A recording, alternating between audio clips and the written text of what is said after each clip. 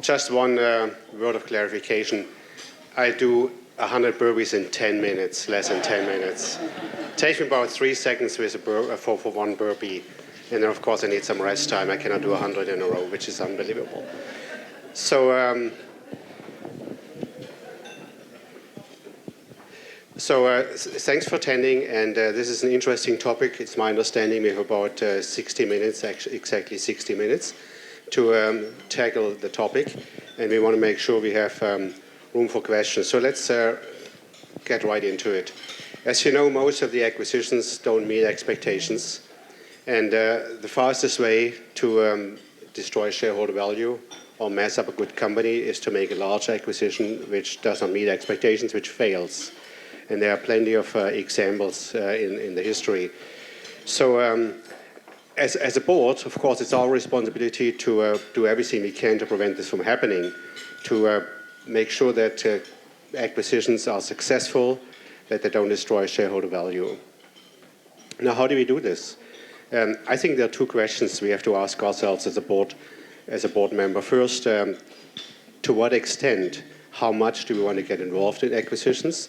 And then at what time, when do we want to get involved? Do we have to get involved, or do we want to insert ourselves? Well, to the first question, to what extent or how much should we get involved, I would like to offer a rule of thumb.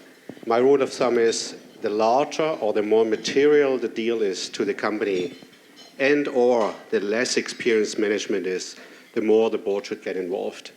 Let me just repeat this. So the more material the deal is to the company and or the less experienced management is, the more the board has a role to involve themselves. Now, at what time does the board get involved? Could or should the board get involved? I look at acquisitions as there are 7 major phases in an acquisition, and I just quickly go through it before we go into each phase. So the first one is developing an acquisition strategy. Then when you have an acquisition presented to you, evaluating the strategic fit, then putting a value at the target. How much are we willing to pay for it? How much is it worth to us? Then developing a negotiating strategy, doing due diligence, having integration, doing integration plan and integrating it, and finally monitoring progress.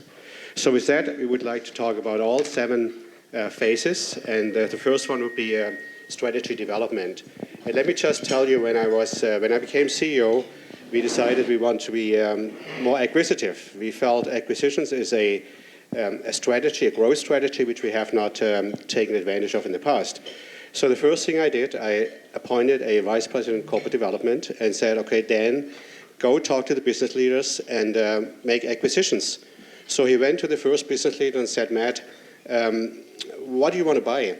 Do you want to do geographic expansion? Do you want to buy products, technology? What do you want to do? And Matt said to him, you know what, Dan, why don't you just bring me a couple of acquisition targets and I'll tell you if I like it.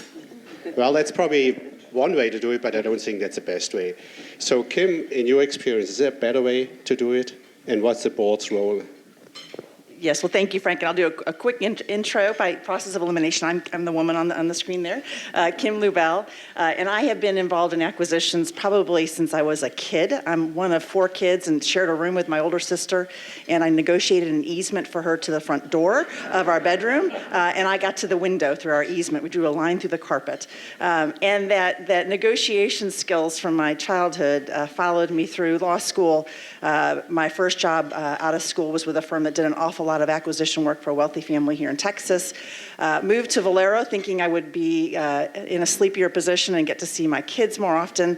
And then we went on this buying streak for 10 years, $20+ billion in acquisitions that I had the privilege of being part of. And then moved into the chairman CEO role of a spin out from Valero in the C-store space. And we were looking really at a roll-up of the family industry. The C-store space is largely, as Jim knows as well, largely family-owned business. And we had started down that path. then had unsolicited offers from a competitor and 2 activists, and ended up selling the company. So I've been through all phases of the acquisition from the management side, and now I have the privilege of serving on both WPX Energy and PBF Energy boards, where we've done acquisitions to grow as well. So kind of seen it at all different stages of the acquisition phase. And I think M&A is, we can think of it as just a transaction, but it really is a process, and it starts with the strategic planning cycle itself. I think as a board, understanding what role this M&A plays in the overall strategy. Clearly looking at growth for the company, you can go organic versus acquisition growth, and really as the board debate, have a healthy debate with your management team as to which is better for that and what mix of it. To the extent you've got multiple divisions or businesses, potentially divesting some assets and restructuring and reallocating time and resources from a sell side. And so looking at the M&A piece as a part of the strategic plan process, I think is important to start from the beginning. And then clearly, from a board's perspective, whether it's the buy side or the sell side, and the sell side, the involvement of the board matters greatly depending on the materiality of the deal, with clearly the sale of a business the company requiring a much higher level of board involvement. But then on the buy side, I think the board provides the strategic vantage point to look at what are the overall resources that the company has for M&A, from a financial standpoint, from a managerial bandwidth, how much can they handle at once, who's in charge and how do they handle it, what's the process for looking at M&A, and then I think bringing that down to what is the pipeline for M&A potential.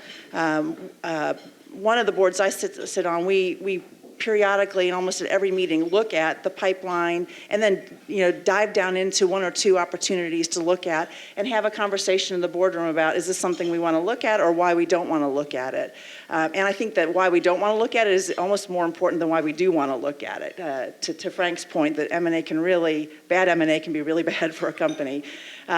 We also look at what our competitors have done, and I think it's a great way to learn from others' mistakes if you can do it.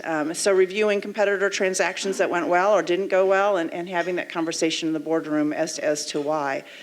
So again, the board role, I think, is providing that overall strategic view of the things that are available to the company, and then really understanding the pipeline that's there. And being ready. And if you do that work in advance, when the activists do show up at the door, you're much better positioned to react appropriately. But a lot of times you don't have the time, so doing the work ahead of time is important. And I think the final thing I would say is the other conversation I think it helps to have in the boardroom in advance of having a transaction in front of you is how does the board want to structure itself to review opportunities? Do we want to set up a special committee? Is there an executive committee? With my background and experience, I kind of approach special committees very cautiously because it can create, I think, a dynamic in the boardroom that may not always be healthy. But there are situations where, if the transaction is that large and material that you may need a special committee to look at it just so that they can be more efficiently run through the process itself. Anything to add, Jamie? No, I think that was very, very, very good and thorough. Yeah, my background begins, just an introduction a little bit, is with Koch Industries, where I joined in the late 80s as an analyst in business development. And during my career at Koch for the next 13 years, the company grew from about $12 billion in revenue to $65 billion, largely through M&A, but also through organic growth. So working at Koch, in and out of corporate positions in executive roles, and then running the corporate business development group, and then turning around problem acquisitions, really learned to improve and advance Koch's M&A process, which is a part of that company's growth and history. Then left there, went into private equity, a little different world, much more middle market as an operating principal. Again, involved in M&A, involved in managing the acquisitions, the post-transition phase. We'll talk about that today. And then spent the last 8 years with CenterPoint Energy, leading its strategy and M&A process, addressing its midstream assets, and also doing utility M&A projects, as well as some technology projects. And then recently just left CenterPoint, was on the board of FJ Management for 6.5 years. In fact, I just left that board. I need to update my profile on NACD a couple months ago. Termed out, and that's a private company in Salt Lake City that you would know from the Flying J truck stops. We also own refineries, hotels, banks, and a convenience store called Maverick, Leslie and I talked about, Kim and I talked about. So involved in M&A for them, both buy and sell. We divested assets at FJ Management and acquired Maverick and some other businesses as well. When I think about the strategic fit question, to me, that comes out of strategic planning. You do the work with the management to create a strategic plan. You choose to do M&A, whether you're going to exit or whether you're going to acquire. Build that template with management. What's the outline for the criteria for M&A? And that should be done proactively so that as the board meets and opportunities come, you already have a template with management to look at what do we need, kind of avoiding Frank's point about what's a good deal. That way you know what a good deal looks like, and you can have a discussion about selecting the opportunity between board and management. Then to me, the other key aspect of M&A with that aspect is the relationship fit. Does the deal fit the relationships that we're going to manage and be successful in managing? Particularly if it's not an auction, is it something we can get done with a counterparty? I recall an experience at Koch Industries. We did a deal that we identified very complementary assets, really create some really significant market hubs in the midstream industry. And it took 2 years of relationship building between the two corporations before we did the deal. But well worth it. It created the framework for negotiations, and it was a very productive dialogue once we got things going, and it made the transition process very smooth. The public communication test is another good one. Does it make sense? Talk about that in the boardroom, have management discuss that with you. Would your investors, your stakeholders, your customers, your suppliers, if they saw the deal done, would they agree that that made sense? And is management prepared to manage that communications process as well? The template background, and I'll share a story with you, was involved in a liquidation of a company with 11 banks. My investor group, the private equity group, had bought a piece of debt, and we were in the process of liquidating a $190 million a year company called American Identity. We created a template, and we drove that process through the board, and in that dialogue, started to evaluate turning the company around. And this was a company formed by a prior private equity group that had rolled up 3 companies and basically failed. So if you imagine $190 million of revenue and about $400,000 a year of EBITDA. Through that template process, we identified that there was a turnaround opportunity, and my company was asked to take the lead. The banks wanted to exit the principal, and rather than getting a 30% recovery for the bank group and our investment in the company, distressed debt, we ended up providing the banks recoveries of 100 to 120%, and our return on capital was 400% in 4 years. So the template became a really powerful means for everyone to understand their objectives and for the board and management to understand the opportunity in the business. Well, thanks, Jim. Let me just remind you to ask questions. The way we would like to do it, we don't want to wait till the end. We would like to, during our panel discussion, address your questions. So if you have questions to strategy or evaluating the fit of the company or valuations, we'd like to address it early on. And please take this seriously, because if you don't come up with questions, I'm going to call on you. And the people in the front are the ones at highest risk, right? So anyway, so when I think about strategy, developing a strategy and then evaluating the fit, I cannot tell you how often this happened when I was running a company and when on my boards, that we thought about how can we grow as a company. As Kim said, you can grow organically or you can grow through acquisitions, and sometimes you want to identify a fourth leg, right? Another growth opportunity, and you look at everything theoretically, and you come up with a great strategy. It's an interesting market, grows very fast, and it's profitable, you think, and then you look at the companies, and a test to me is always, and this has happened to us a lot, that when we start looking at companies, all of a sudden we get less excited about the space, right? Sometimes in theory you think it's a great space, but when you look at the companies, you look at 5, 6 companies, oh well, they're not really that profitable, or they're not growing as fast. So there's a difference between strategy, between theory and practice. So I think that's an important thing to look at. Don't don't worry if your initial strategy doesn't work out. Just continue working on it and go to something else. Also, something what Jim said, I cannot stress enough. If you have a template where you say, what do we want to buy? We want to buy companies in this space with this kind of financial metrics. We certainly don't want to buy number 10. Right, we want to buy the market leader. Number 1 or number 2 could be one criteria. We want to buy companies with a gross margin of at least X%. We want to buy companies which can provide a new technology or new geography. And then when you come up with an acquisition, you run it against this template, what Jim mentioned. I think that helps you bring objectivity to it and not get excited about this opportunity, which may or may not fit your stringent criteria. And of course, you cannot hit all of them, but you want to make sure that you can check a lot of. So basically, we develop a strategy together with the board, and just to clarify, management is in charge of developing a strategy, and the board asks questions, probes. But it's not like the board develops a strategy for management. The management has to develop the strategy. And then once the strategy has been developed and the management comes up with an acquisition opportunity, we look at the fit, which we discussed. And the next phase is valuation. So now we have found this company. We know it fits our strategy. It makes sense. But how much is this company worth to us? How much do we want to pay for it? And Jim, you have had made so many acquisitions. I'm sure you had to wrestle with this all the time. Yeah, what are some of the tools and methods you have used to value an acquisition? No, yeah, valuation I think is it's an intriguing process, and I think you step back, and so we're directors, we're on a board. Value creation in the market is full of risk. It's full of uncertainty. You're driving the capabilities of the company, and management's leading that to make it happen. So M&A is intriguing. It's a present value event, right? Big numbers. The prices are, in some cases, billions of dollars, other cases, hundreds of millions of dollars. So it's really intriguing. As a board director, you've got to remain objective. You've got to be independent.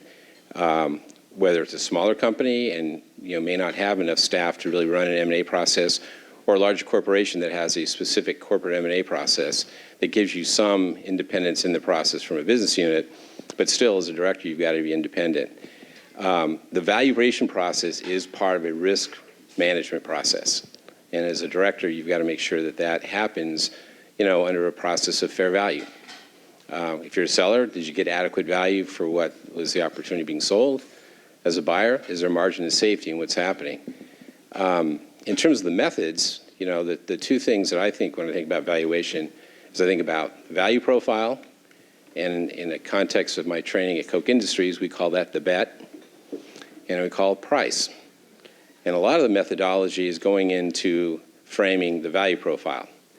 That's usually done with scenarios. It's based on assumptions. As a director and with management, everyone should be clear on the assumptions and cases that are being used to create a forecast, and using that forecast to create an after-tax enterprise value unlevered present value assessment.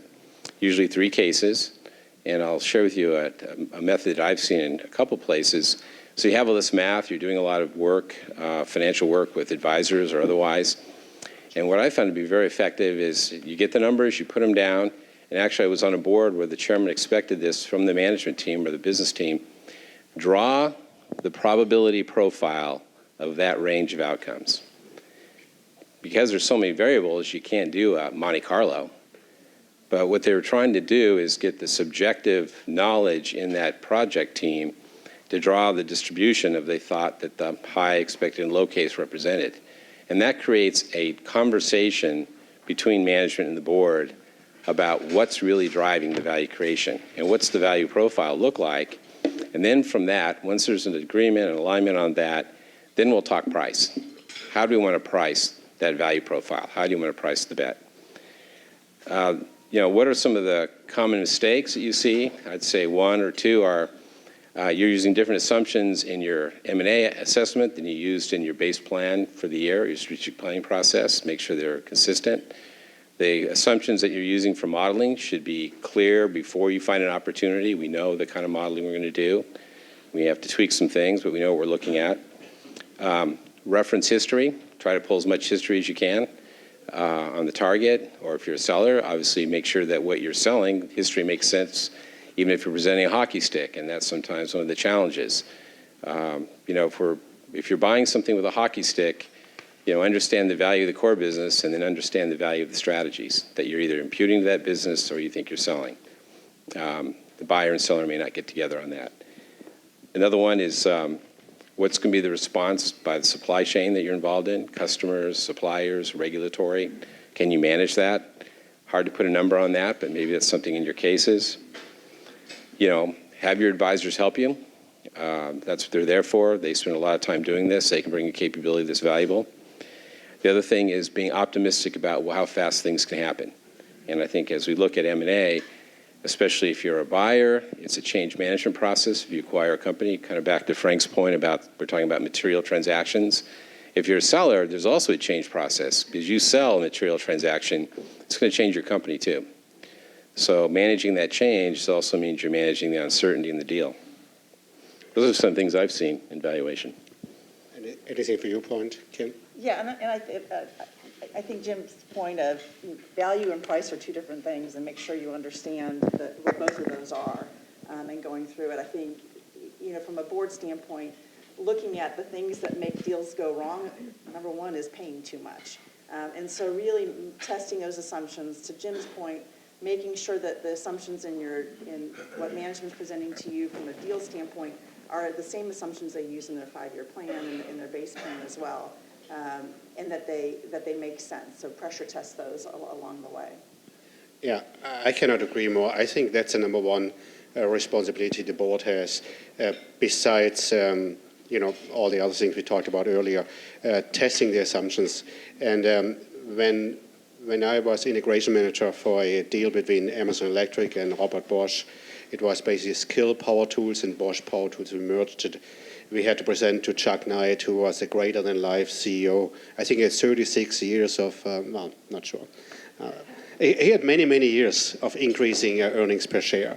And he was, I think, Time Magazine Man of the Year once, he was greater than life.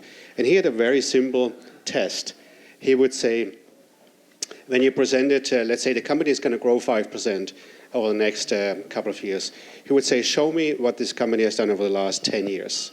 And lo and behold, it was 2%. And they would say, why in the world would this company, which has just managed 2% growth over the last 10 years, all of a sudden grow 5%? These are some of the questions you can ask as a board. I think it's a very powerful tool, looking at history, like my two co-panelists mentioned, and then put this in perspective. We already got our first question, and I'm going to come back to this question right away. But I was just wondering, earnouts as a tool, as a bridge to bridge the gap between what you come up in your valuation and what the seller wants. How do you feel about earnouts? I've certainly seen lots of them, and they seem to work out, particularly in the refining space. It seems like we had an earnout with every transaction that we did. I don't know about at Coke, but at Valero, that was standard practice. No, in fact, as on the board of FJ Management, we just negotiated an interesting earnout. Pilot Flying J is a significant company built by the family behind Pilot Truck Stops and Flying J. With Berkshire Hathaway, that transaction was announced about 2.5, 3 years ago, and there's an earnout. It's an interesting earnout. The deal is priced 3 times over 5 years. Berkshire buys a third already. It'll be repriced, I think, at the end of this year. They'll buy 2/3 at that price, and then there's a final third, I think, in 3 years from now. And so that is an earnout mechanism, and then because the Pilot family has a little different mechanism as majority owner than the minority shareholders, which we were at FJ Management, we have a little different preferred piece of the earnout as it moves. So I think they can work, but you've got to make sure you can measure what's happening. Yeah, so I usually try to avoid earnouts if I can, because the problem is, if things go well, it's great. If things don't go so well, you as an acquirer, you try to kind of step in. And of course, the earnout typically is something for the seller or the seller's management to be paid. And so they try to run the company one way. It's not working out. You try to step in as the acquirer, and then there starts a conflict starts to come up. So we were sued once, and I personally as well, because the seller was a private company. They said, you prevented us from making our earnout. We won in the end because the earnout was structured in a way, and of course that's how it has to be structured, that it was a win-win. You know, if the seller would earn the earnout, we would also come out ahead, right? But nevertheless, it was we were sued, right? And you wouldn't believe what kind of things he claimed I told him, right? So I always try to avoid it if I could. So let me get back to a question we have about culture. Evaluating the strategic fit of a company, and how important is culture in that regard. And I think it's of paramount importance. But I let my co-panelists weigh in on this. Yeah, definitely. Culture is another reason why deals fail. Cultural clashes along the way. I think one of the things you can look for is what's the turnover rate, particularly in industries where there's a heavy employee base. The convenience store space is definitely that. You can see just by the turnover numbers, if they are above average for the industry, that there's something going on there, and you can dig further into it. Reputation, particularly in consumer-facing businesses, you can definitely pick that up from the internet and understand the culture there. But culture, I think, is to your point, is paramount. I've got to make sure that the cultures can blend. Yeah, I concur, and I think the other part of culture that I've seen good work done in doing transition work as well as identifying targets is, does your management framework, your operating system, fit with what you think is the management framework or operating system in the company you're acquiring? Because if it does or doesn't, or the features maybe in compensation or values and principles, or organization structure, et cetera, that's where the change management is going to come in, and that's where the culture will start to clash. And at the end of the day, you bought the company because you want it to perform better than it was and be able to do the things that you think it can do strategically. Will your operating strategy, your operating framework translate into that culture? Or what do you need to address to make that translation happen? So I think it's paramount. I think that's probably the biggest software issue in M&A. Wow, you guys are awesome. You overwhelm me with questions, which is great. All right, so culture.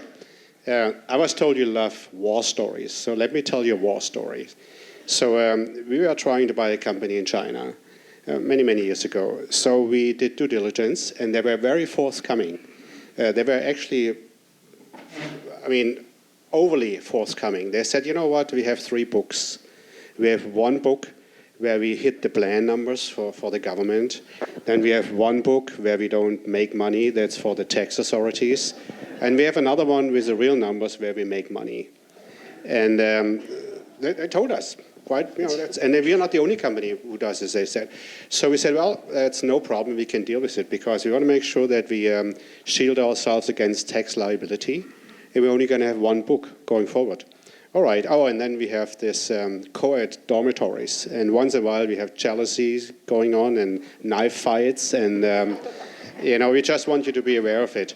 And so we said, no problem, we can solve this too. We just give everybody a little bit more money. We close down the dormitory, and people are on their own, and they can live wherever they want to live and whatever they want to do. So we have solved this problem. Oh yeah, there's one more thing. And then we bribe some of our customers so that they buy from us and not from competition. And, how big is this? About 20% of our sales we get through this technique. And we said, well, we also can deal with this, no problem, because we're just not going to pay you for the sales and the profit you generate from those customers. So 20% of sales we take away, and the profit associated we take away too, and we take the price down. And then we said, wait a minute, if that's how this company operates, how many people do we have to exchange in order to make this a company which fits our expectations of a publicly traded US company? And we concluded we have to take out too many people, because if top management acts like this, they hire people who are like this, who like this kind of style, who are used to this kind of style. So we have basically bought an empty shell. So we walked away from this company. I have more war stories, but I want to make sure I get to your questions as well. So now we have agreed upon a price, and now we have to. Maybe one of the questions which you asked would fit in here as well.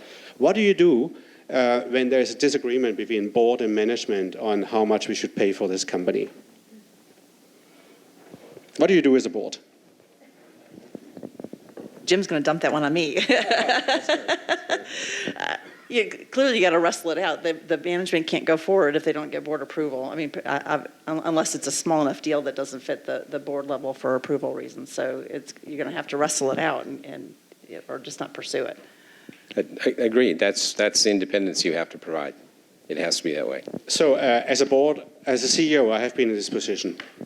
And what I have done, you never want to put the board in a position that they have to shut you down or shoot you down. So if you feel that the board is not with you as a CEO, I think as a management team, I think you have to pull the deal. That's a much better situation than, pushing it and the board finally says, you know what, Frank, we're not going to allow you to do this deal. Then the CEO loses face in front of the management team. You don't want to do this. So you work it out. Hopefully you come to an agreement. If not, I think it's the CEO's responsibility to pull the deal. If the CEO doesn't do it, of course, the board can always pull the deal. And you have to ask your question, do we have the right CEO in the end, if this happens maybe more than once? Yeah, I agree, Frank. I think back to that point about the value profile versus price, that's a nice way for the CEO to read where the board is and for the board to read where the CEO is. Okay, so I wanted to go to the next topic. I mean, we have plenty of questions, and of course we cannot address all of them. Otherwise, we're not going to get through our thing. But we might have some time at the end. So now we have agreed upon the price. Board and management is all in sync, and they're all excited. Now, how do we negotiate? How do we make sure in the end we end up getting the deal? And I always wrestled with this. As a CEO, what do I do? Do I go in high, maybe higher than what I want to pay, so that when it's an auction that I don't get taken out too early, that I can proceed to the second and third round, and then walk the target down, which they may or may not like, and my reputation is also on the line, oh, this is a company which always goes in high and they try to walk you down. That's not good. Or do you go in with the price which you are willing to pay? Maybe it's the highest price or maybe lower and let them walk you up. What do you do? I really never knew the ideal way to do it. And it might be different in an auction process and in an individually negotiated deal. But I was just wondering what your experience is in that regard. No, I'd say I've seen them all. You're exactly right. I think it gets back to the situation. You've got to read if you're the buyer, you've got to read what the seller is trying to accomplish. And are there opportunities to make your offer unique beside price or a long price? The kind of currency you're offering, if it's cash only, that's one thing. If you can offer, who knows what, equity, preferred, things like that, maybe you can change the terms to your advantage there. At the end, the value conveyed has got to make sense relative to what the board agrees that you want to pay for the value that's there. Alternatively, if you're a seller, the consideration received has to make sense versus your hold case. And so I think you've got to read the situation. And I think to the point of where's the line between management and board on that front, the negotiating strategies as opposed, when working with their counterparty really is more of a management piece within the framework of the parameters set by the board. What is the price range the board has approved? What are the key terms? How's it going to be financed? Is it going to be with equity or cash or taking out bonds and debt? Are there going to be board seats involved? That's going to be something that's going to come back to the board in terms of a approval process. Are there going to be leadership changes? Those are, again, things that would happen in the boardroom. But the dynamics in the negotiating room with their counterparty really should be more of a management, again, within that broader framework that's there. On occasion, you can have the independent lead director or a special committee involved in the negotiations, particularly where the CEO may have a conflict. I think that helps there. But again, kind of be cautious, I think, as board members by taking on that role to negotiate it. I've been in an experience where we had a special committee that negotiated a sales price and then turned over the rest of the negotiation to the management team, and all leverage was lost for every other piece of the conversation. And so knowing that it sounds so simple for the board to say, well, we're just going to negotiate price and you take care of the rest of it, but it really could put your management in a bad position if you do that. But I think, of course, it's understood that management and the board have to agree on the negotiating strategy. You don't want to have a situation that management loses a deal and the board afterwards comes back and says, what? You should have done it differently. Right? You don't want to have a situation like this. So you want to make sure that you are in sync. We're either going to go in high or we're going to go in low, and that's what we're going to do. And here's what we are willing to negotiate and where we're willing to give, and here's where we don't want to give. And this is how hard we're going to push. If you don't have this, you run a risk that the board and management are in disagreement and point fingers at each other. You don't want to have this situation. I think the other thing is, which I think is important, is also to have a walk-away price, that you don't get caught up in deal fever.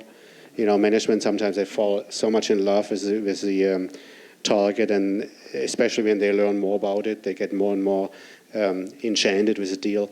You have to have a walk-away price, and I had this experience early on. I was still CFO at Brady Corporation, and we tried to negotiate a deal in the UK with a competitor, and it was a publicly traded company. So we got an investment bank involved, and we started buying up shares, and then we had to go public. And we had about, I think we had more than 50% of the shareholders support our price. So we talked to the shareholders, and they said, if you offer this price, we're going to vote for you. But they, of course, they had an escape clause. If somebody comes in with a 10% higher price, we reserve the right to change our opinion. And sure enough, this was the heydays of Tyco, and Dennis Kozlowski was the CEO, and they parachuted in as a white knight with a price which was more than 10% higher than what we offered.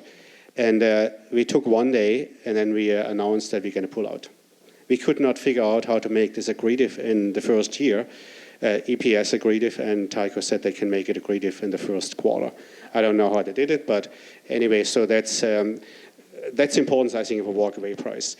You might change it a little bit, as you learn more about the company, but in general, I would suggest have a price agreed upon with the board, at which point you're going to pull out to prevent deal fever. Let me get to a question from the audience. This is an interesting one. This person says, I'm on the board of a small company. We have grown organically over the last 10 years, and we have kind of reached a plateau now, and now we would like to make acquisitions. But how do you get started? So how do you switch from a company which is very good at organic growth and all of a sudden start an M&A program? If I think I got this right.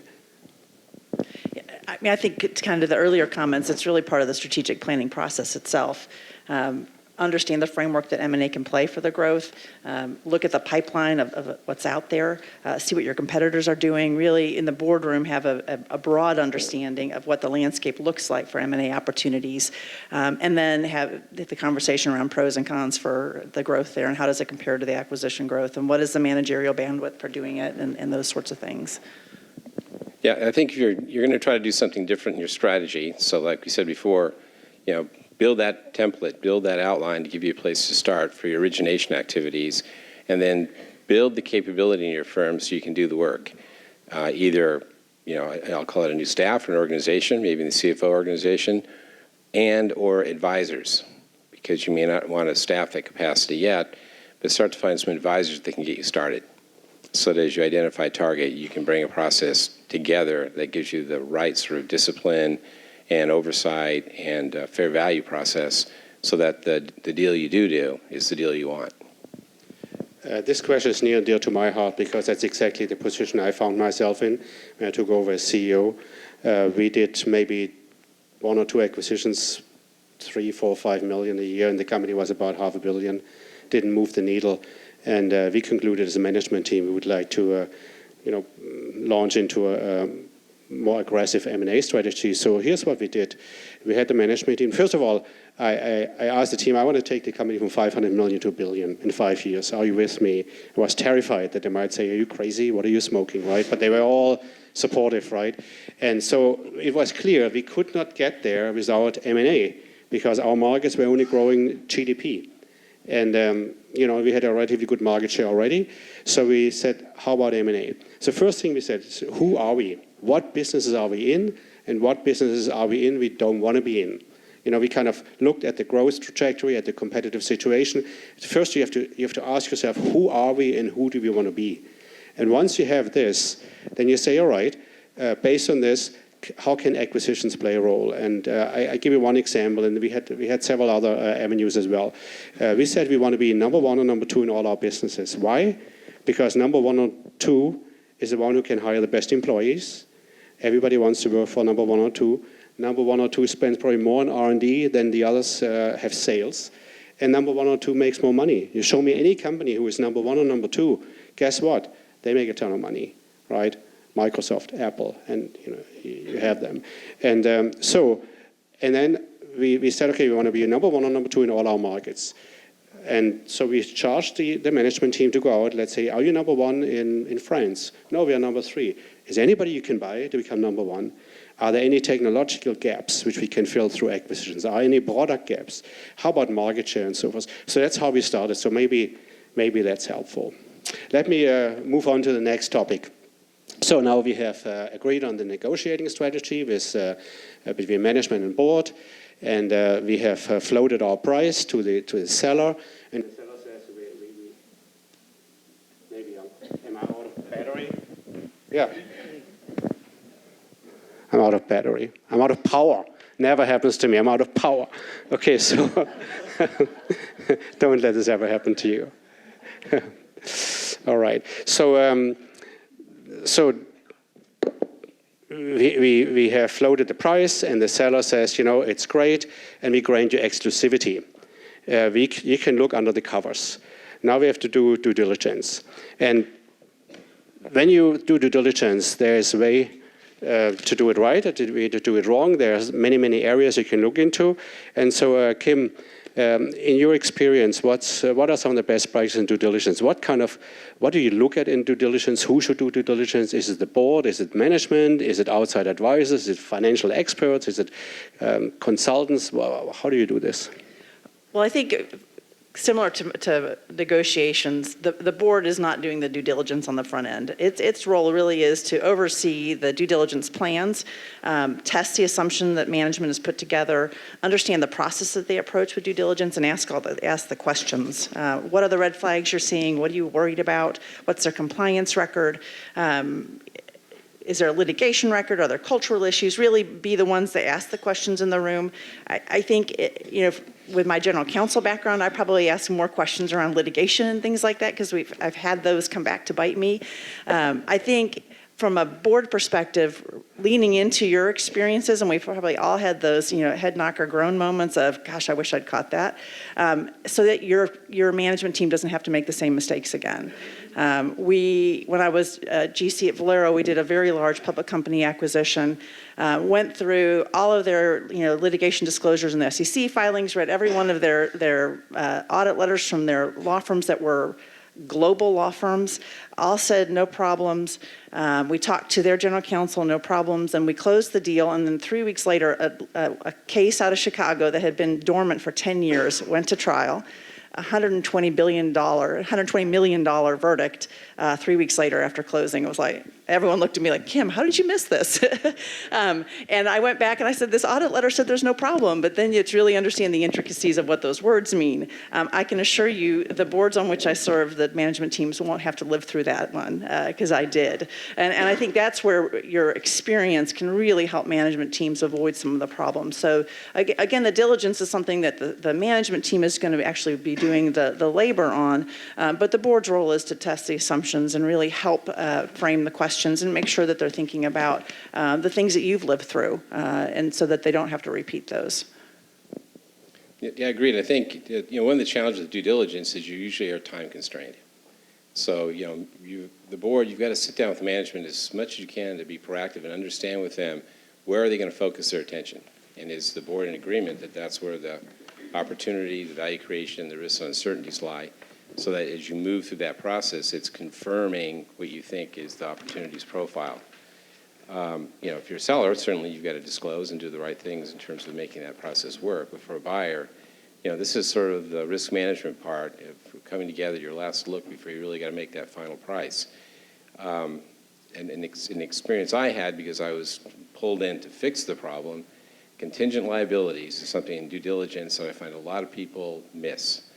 Often embedded inside the contracts, usually on the buy side, so it's a payable that explodes, and usually it's because prices don't work out the way we thought they would, or volumes don't work out. The crude oil price goes from 80 to 40. I was involved in a deal in agriculture where they were building a supply chain for hogs, 1.3 million head. Missed it in due diligence. I wasn't on the deal team. No one picked up the risk management. We could have hedged it, could have managed the contracts differently, put the company in Chapter 11 2 years after the acquisition. So it's due diligence is something that's back to that sort of diligent process that you're trying to see management and oversee with management. I think Kim's point about bring your experience, because time is going to be the constraint in that process. Yeah, I think there are two risks with due diligence. One is you miss something, and the second one is you identify it and you do it anyway because you think, well, it's probably not that bad. So let's focus on the second one. You have identified it, and then it's about risk management. How much risk are we as a company, as a board, as a management team willing to take? Because it's rare that you find a company where you can, where you don't end up with something in due diligence you don't like. The question is now, are we willing to accept it? Is there a way we can protect it, insurance, or what have you? Again, because I was told you love war stories, tell you a war story. We looked at a company in Florida, and it turned out during due diligence that, we did phase 1, phase 2 environmental test, soil test, that they had contamination in the ground. They didn't even cause it. It was some junkyard uphill, and it creeped down, but it was on their property. And so what do? So we in the end, we realized this is now knowledge which the seller has to disclose to any other interested party. That's unless they, of course, don't do this, which of course is illegal. But so in the end, they decided they're going to move the business to another property, and we bought the new property with a business, and they took care of the old one because they knew they had to disclose it to any future buyer. That's one thing. Another Florida story, maybe a little bit more entertaining. So we went to this company in Florida, and so we showed up. There are two Italian sports car in the front, and then the guy opens the door, greasy hair, cherry chest, open buttons, gold chain, right? And I already had my, and I probably shouldn't, but I had, I'm human, right? And so we walked around, and so they were grinding lead, among other things. And so there was lead dust, and they had little suction hoods to suck it up, but there was still lead, a cloud. And we said, what is this? Oh, it's not a big deal. We never had an issue. It's so minimal, not a big deal. Then we walked outside. There was a barrel with solvents and was dripping the ground, drip, drip, drip. And we said, what about this? You have to take care of this. It evaporates before it hits the ground, right? So in the end, you put all these little pieces together. Right? I'm not sure if it was the one who was at a nightclub on this side. I'm not sure about this. It might have been another deal. But in the end, we decided we're not going to pursue this. And that's judgment. That's where judgment has to come in. How much risk are we willing to take? But we just had too many indications. All right, so that's due diligence. I think we have covered this. We have two more topics, and I have a couple of more questions. So integration. So we have now succeeded in acquiring the business. we have satisfied ourselves that the price is right, due diligence didn't spook us, and now we have to integrate the company. So what are some of the best practices in putting an integration plan together and then integrating it? What's some of the pitfalls? So I think, Kim, that's something you want to take the lead on. Yeah, I mean, I think that, again, from the board's perspective, it should really needs to understand what is the post-merger integration plan, what is the bandwidth of management to execute on that plan, what is their experiences in the past if they're more of a serial acquirer. Lots of deal value escapes in the integration process. Again, M&A is not a one-and-done deal. It really is this continuum of the process, and the integration is probably one of the most important pieces, particularly from the cultural side. You know, one of the things we did at CST is we were really trying to start this roll-up process in this family-owned business segment where we knew we had to be the preferred acquirer because they had lots of folks who wanted to buy them out. One of the things we learned, our lesson, when our retail business was part of Valero, they did an acquisition of stores from Albertsons. And the day they closed the deal, the next day the operating team was in charge of integrating as well as running the 1,200 stores that we already have. And let's just say the deal value did not get captured because there was no integration in that process. So when we separated out, one of the things I did early on was set up a standalone integration team. Now, it was a skeleton team. I had someone on my executive team that was in charge of it, and he had one accountant person, one IT person, one HR person, and one ops person that worked for him. And then as the deals came in, they were able to kind of grow their resources as they needed from picking from the teams. And it really let us be more nimble in our integration in particular. As we were buying networks, we were looking for networks that had special sauce in them. So whether it was a great food program or a really good customer retention, we wanted to make sure we didn't lose that. And then more importantly, take the best practices from those small networks and bring them across to the 1,200 stores that we had, because we knew that was the real win. If we could quickly implement best practices across the system, we were going to get even more value than the price itself would reflect with that particular network. So I think one of the things that the board can do is look at how is the company and the management team structured to implement the integration team, and maybe look at if it really is going to be in sort of a roll-up situation, having a standalone team that can be more flexible and focused on the integration process so your operating team can continue to make money the next day in the business that you already have. So we have one more topic, and that's a topic Jim is going to talk about, which is monitoring progress. But before we get to this, I would like to address a question from the audience, and it's about synergies. Many synergies are being announced many times. You need synergies to justify the deal because the base business is not able to support the price, so you have to get synergies. And so the question is here, what about synergies? What are some of the assumptions? Did you do not enough due diligence? Are there unrealistic expectations and so forth? Let me tell you maybe 2 or 3 points from my point of view. First of all, you have to have an integration plan, and the integration plan hopefully starts when you do due diligence, because you see things, you walk through and say, oh, we can improve this, we can improve that. So hopefully the integration manager, if you have one, is already included in the due diligence, and you have a plan. First thing, you have to have a plan. Then second, the plan has to be realistic, like the question here, what's realistic? Are they unrealistic, those assumptions? And I think you can do 2 things wrong. When you buy a company, they all expect change. The employees, management, they expect change. If you don't change anything and you wait too long, they get used to it. Oh, it's fine, it's just business as usual. So take advantage of this. On the other hand, you have the opposite. Let's say they're owned by a private equity firm who staffed them, and all of a sudden they're all excited. Oh, now the floodgates are going to open. We can implement our new software system. We can expand geographically. We can hire new salespeople. We spend more on R&D, and they bite off more than they can chew. And I think that's where an experienced board can come in. people who have seen this before.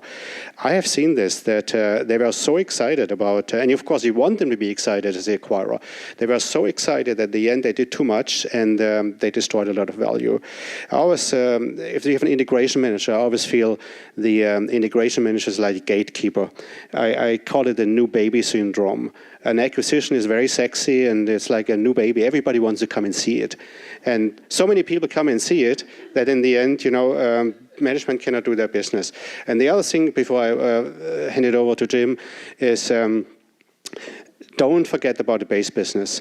I've seen cases where synergies have been achieved and the base business declined. And guess what? You destroy more value when the base business declines than about some of the synergies you can get in.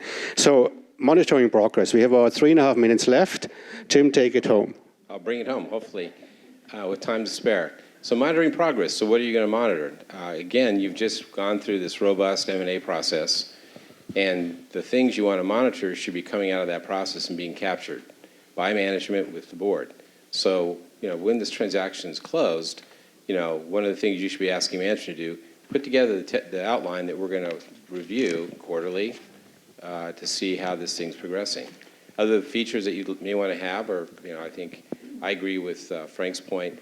A field trip on key items by a small number of board directors might give you context as needed, but I think large field trips are very disruptive. The other thing I think is a productive discussion is to have that new business, that subsidiary business team, maybe report to board the first 2 years. You maybe have an hour meeting with them and hear it from them firsthand. But monitoring progress should be the things that cause you to lead and do the deal, the value creation strategies and the risks that you're particularly concerned about. The other thing I think is, and I agree with Frank completely, it's a change management process. You've got a window. And I think the board can be very helpful in helping the management team understand how that's happening. I was involved with a company, we bought a convenience store chain, about 260 stores, very enthusiastic to start making investments and grow that store chain up by 50, 100 units. Management was apprehensive. They wanted to make the investments, but couldn't quite agree that the team on board and the process that was happening wasn't going to be ready. We helped them in a dialogue and basically ended up spending the first 3 years of the acquisition slowing down the strategy, focusing more on productivity, focusing more on operating synergy, building the management team to do the growth that we wanted to pursue when we made the investment, and then pulled the trigger. And since then, the growth has been fantastic, about 40% in 3 years, very successful, and the synergies that they learned in operating the core business translated in the new business. But it took a long time between the management team and the board, a long time in a year, to agree, you know what, we need to slow our strategy down. And the board had to do that because it's hard, with the enthusiasm that Frank said, for management who's close to it to see those things. And then I think finally, a good practice that I think is difficult to do, but the board can also help with this, is post-mortem reviews. Maybe 3 to 5 years out after the significant material transactions happened, let's do a post-mortem. Let's review what we thought the outcome would be, what we thought the bet was framed on, what we thought the value profile was going to provide, and what are the lessons that we need to incorporate in our M&A process in the future. Looks like we just got some bonus. We have 8 more minutes to go. So what do you say on that post-mortem process? One of our boards does this routinely, and so the management team knows they're going to have to show up for the post-mortem 3 to 5 years out. And we go back to deals, actually. So we may do it at 3 years, and then we may go back at 5 years, too, to see if it's still matching expectations. But making sure then lessons learned from where it's fell short of those expectations gets rolled back into the M&A process, whether it's a due diligence item or an integration item, or even on the negotiating strategy, to make sure that management is embracing the lessons learned from that post-mortem process. And then I think another piece on the monitoring side, and it's really on synergy captures, you can structure your incentive compensation also to make sure that management is working really hard to get those synergies. You can tie the compensation to certain stages and certain captures of that value as well. Okay, so Kim and Jim, here's a question for you. As management, I had a technique to kind of muddy the water. Don't tell anybody, right? But, part of the synergies is you integrate it. And all of a sudden, it's so integrated that it's hard to monitor progress of the original target.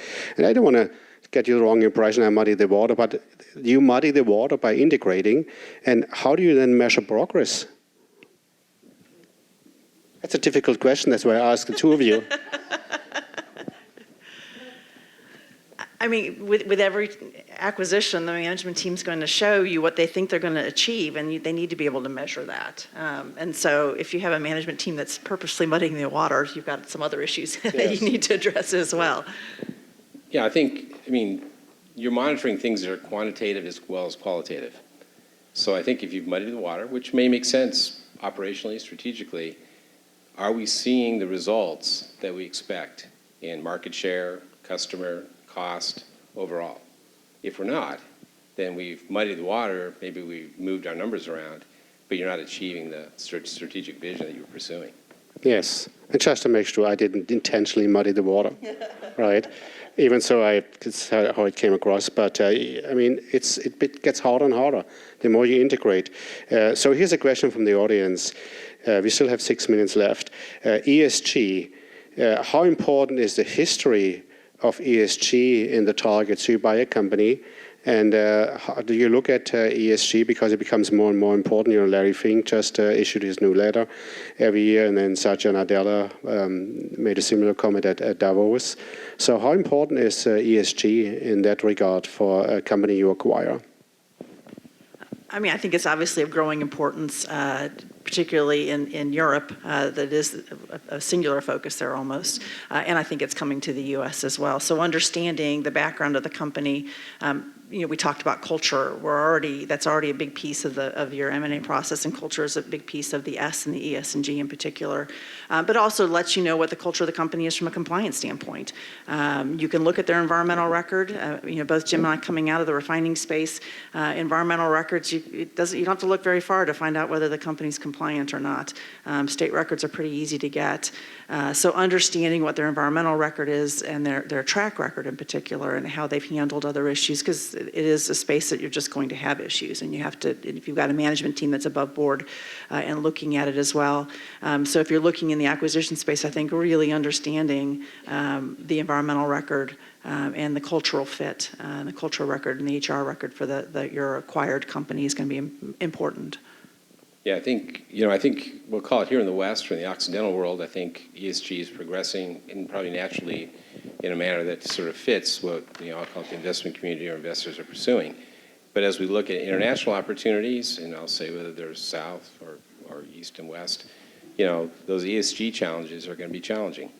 The cultures in those companies aren't typically providing those kind of results, or there isn't a history of regulatory addressing some of those issues so that the operating practices are there.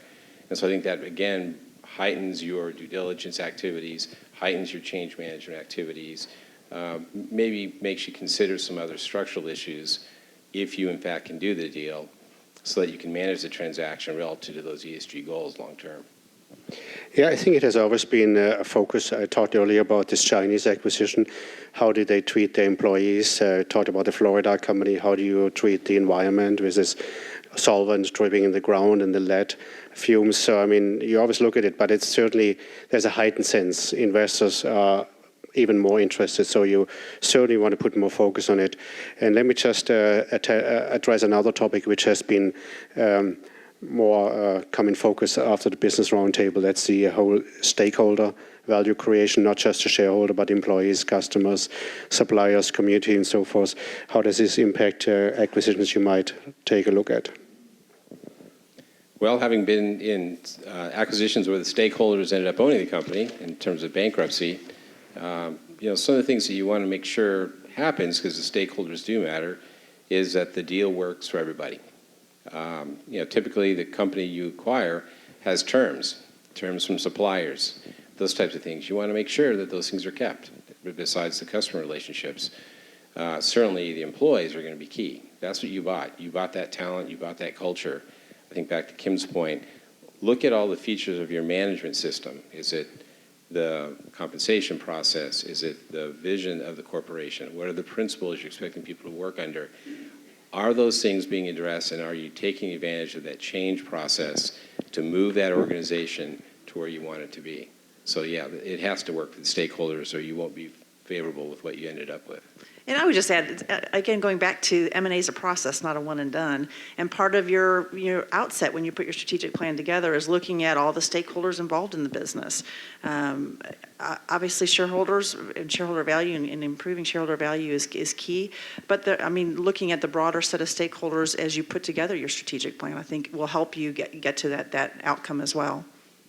So we have 120 seconds left. They picked me, a tough German, to be disciplined, to make sure that everybody stays in line. So it's about 40 seconds for some final comments from each of us. What's the most important thing which comes to mind, what you would like people to walk away with?